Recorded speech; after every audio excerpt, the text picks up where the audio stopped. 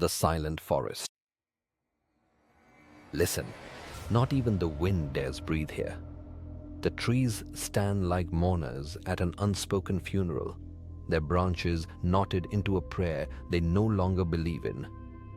Every sound you expect, crickets, distant birds, your own footfalls, has been swallowed. In the hush, I hear only my heartbeat, pounding like a fist against a coffin lid.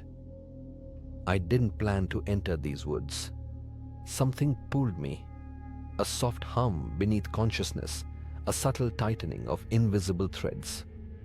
Locals in the mountain village below call this stretch the silent forest. They cross themselves whenever its name arises, as if that might muffle whatever still listens up among the pines. Yesterday, an old guide named Marek met me at the tavern door. His eyes reflected the glow of the hearth, yet no warmth touched his face. "If you go," he whispered, voice scraping the air like a rusted hinge. "Carry bells. Sound keeps the dead confused." I laughed. He didn't. The tiny bells now jingle inside my pack, mute, useless, as I step across the rotting threshold where the village path dissolves into moss-slick stone. The forest receives me like a cathedral with no priest. Pillars of ancient fir ascend into darkness, crowned by a ceiling of tangled limbs that blot out sun and sky. Moist earth drinks the echo of each hesitant stride. The air is cold, unnaturally cold for late autumn, and wet enough to cling like breath on the back of my neck. I pause, listening. Nothing. I exhale. Even that small surrender of air seems forbidden, too loud. The hush deepens, pressing against my eardrums until they ache, as though silence itself were a physical weight. Back in the tavern, stories flowed once the brandy did. A woodcutter who vanished after hearing his dead wife call from between the trunks. Children who return mute, eyes milk white, clutching twigs carved with symbols no adult could decipher. They say this forest was once holy ground, later poisoned by blood spilled in a forgotten war. The spirits of the betrayed linger, deaf to mercy, hungry for noise, because noise reminds them of the life they lost. I told myself folklore is only caution in costume. But now, with mist coiling around my boots like sorrow made visible, the legends feel less like stories and more like warnings written in a language I'm only beginning to translate. Damp bark grazes my fingertips as I steady myself. Under my palm, I feel gouges, wounds in the tree flesh. I brush away lichen, a circle split by a vertical line ringed by tiny barbs. Fresh. Sap beads like dark honey around the cuts. I find another and another, each marked lower than the last, as though whoever or whatever carved them was shrinking with every strike. A branch snaps behind me. I spin. Nothing moves. The silence seems to grin. Short, sharp sentences. I force myself to breathe. Marek emerges from behind a crooked alder, lantern hooded. How did he get here? His lips barely part. "You walked too far." "I just began," I murmur. He shakes his head. "Time folds in this wood. Distance is a lie." His lantern dims, though I see no wind. Turn back. I mean to answer, yet the hush steals my reply. In the lull, I catch another sound, a guttural murmuring as if the forest itself clears its ancient throat. Marek's eyes widen. He drops the lantern, turns and runs. The flame sputters against damp loam, dies with a hiss, and the dark swallows him. Alone again. I sense it. Attention. Not from any single direction, but everywhere at once, like being observed through 1,000 eyelids pressed between leaves. The canopy above shifts, dappled light sliding like liquid amber down the trunks. It feels staged, theatrical, as though the forest adjusts its scenery for me, for the performance. Memories ripple. My brother's funeral last winter, the coffin lowering into snow. The chill under my collar now feels identical. Why would that moment surface here? I resume walking, faster. My inner monologue fractures. You're fine, you're fine, you're fine. A shape flickers between ferns, thin, pale, child-sized. When I fix my gaze, it's gone. The hush grows denser, as if the air thickens with every doubt I voice internally. I bite my tongue to stay silent. Taste iron. Ahead, a clearing opens like an eye. In its center stands an enormous oak, bark flayed, revealing raw wood inscribed with the same circle and line sigil.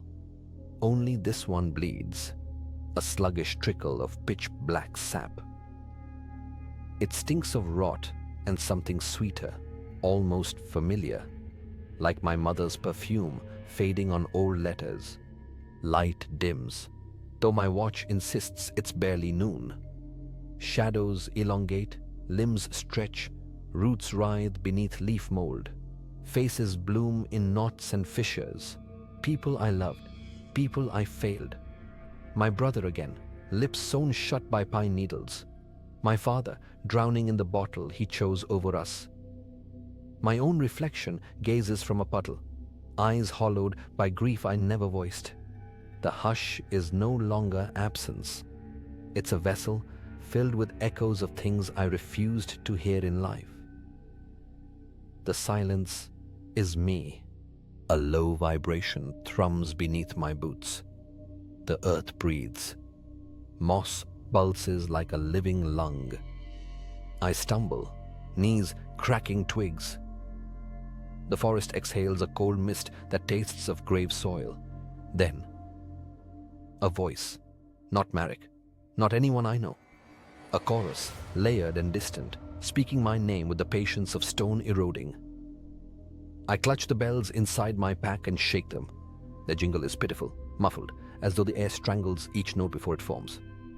The forest laughs without sound, branches quivering in silent mirth. I understand. The hush isn't mere quiet. It's a predator. It devours noise the way a pit absorbs light, leaving emptiness in its wake. And emptiness is space. Space for memories, regrets and fears to echo until they become louder than reality. A perfect trap. Silence outside so the screams inside can flourish. Root fingers coil around my ankles, tugging. I fall face first into loam as damp as a fresh grave. The ground shivers, splitting into a maw of roots and darkness. Within that darkness, fragments of my life, looping endlessly, each regret a thorn drawing fresh blood. Short, sharp gasp. I fight, kicking free, scrambling to the oak. My hands slap its bleeding trunk. The sap coats my skin, sticky and ice-cold.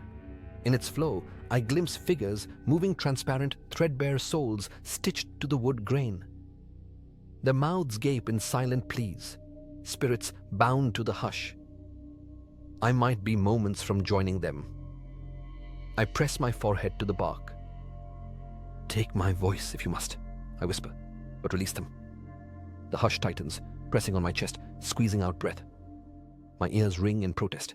A shape peels from the tree, a tall silhouette woven from cobweb bark and shadow.